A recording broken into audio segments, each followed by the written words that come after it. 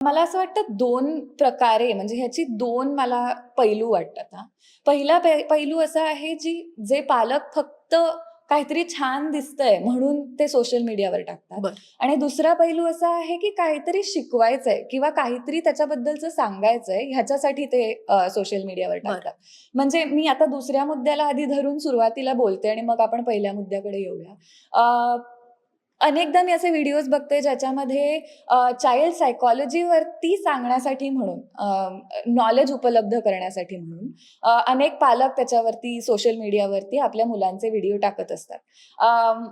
अनेक सायकॉलॉजिस्ट जे आहेत ते हं. सुद्धा चाइल्ड सायकॉलॉजिस्ट स्पेशली किंवा डेव्हलपमेंटल सायकॉलॉजिस्ट तुम्ही बघायला गेलात तर त्यांनी ना स्वतःच्या मुलांवरती भरपूर एक्सपेरिमेंट्स केलेले आहेत. ओके. अगदी अनेक वर्षांपासनं. बरं. आणि त्याच्यातनं असं लक्षात आहे कारण ते रेडिली अवेलेबल असतात ना, म्हणजे खरंय. मुलांना कुठल्यातरी एक्सपेरिमेंटसाठी घेऊन येणं ही खूप मोठी कष्टाची गोष्ट असते. हं. आणि मग रिसर्च कसा करायचा तर ते स्वतःच्या मुलांवरती करायचा बरं. असं म्हणून ते युज्युअली चालतं.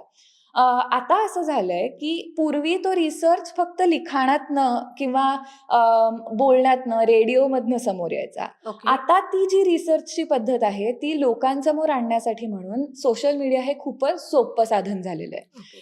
अगदी बिग बँग थिअरी नावाची सीरीज आहे इंग्लिश आणि त्याच्यामध्ये तो जो एक व्यक्ती असतो त्या सीरीजमध्ये लेनर्ड म्हणून, त्याची आई ही सायकॉलॉजिस्ट असते आणि ती त्याच्यावरती इतके एक्सपेरिमेंट्स करते की पुढे जाऊन त्याचं असं होतं की त्याला इतकं एम्बॅरेसिंग वाटायला लागतं. ओके. आणि आता मी ह्याच्याकडे येईन की हा दुसरा पैलू झाला. पण पहिला पैलू आहे की साधारण आपल्याला जे व्हिडिओज दिसतात ते मुलं किती क्यूट आहेत, किती गोड खरंय. आहेत, छान आहेत. माझ्या मुलाने बघा किती काय-काय छान केलं. ह्या सगळ्या गोष्टी शेअर करण्यासाठी असतं.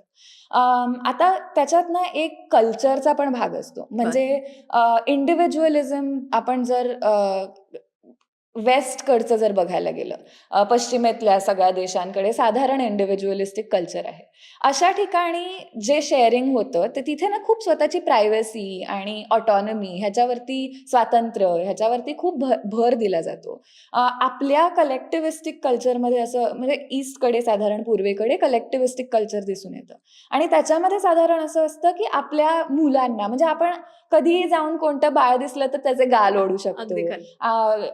ही कल्चरचा भाग आहे. हे आपल्याकडे ॲक्सेप्ट केलं जातं. बरं, बरं. बाहेरच्या देशांमध्ये पश्चिमेतल्या देशांकडे ते तेवढं ॲक्सेप्टही नाही केलं जात. तर मला असं वाटतं, की हाही एक बघण्यासारखा दृष्टिकोन आहे, की आपल्याकडे हे बोलावंसं का वाटलं? आणखी त्याच्यावरती भाष्य करणं का गरजेचं आहे? कारण लोकांशी शेअर करणं आपल्या मुलाबद्दल हे खूप नॉर्मल समजलं जातं. ओके. जर तुम्ही तिकडच्या जगामध्ये बघितलं तर तिकडे ते एवढं नॉर्मल समजलं नाही जात. याचा अर्थ मी असं नाही म्हणत आहे आणि माझ्याकडे हा डेटा नाहीये, की आपल्या इथे जास्त मुलांचे व्हिडिओ काढले जातात किंवा ओके. तिथे कमी मुलांचे काढले जातात. पण हाही एक मला वाटतं भारताच्या अनुषंगाने बघायला गेलं तर हा एक महत्त्वाचा मुद्दा आहे. बरोबर. अं, तर तर हे दुसरी मला अशी बाजू वाटते. तिसरी बाजू मला पालकांच्या हिशोबाने अशी वाटते, की फक्त स्वतःच्या मुलांचा आनंद, आपल्याला जो मिळणारा आनंद आहे, तो शेअर करण्यासाठी लोकांना त्यात सामावून घेण्यासाठी म्हणून हे शेअरिंग केलं जातंय, की खरंच त्याच्यातनं पुढे त्यांना काही आर्थिक बेनिफिट हवे आहेत का? हाही त्यातला एक मुद्दा बरोबर. आहेच.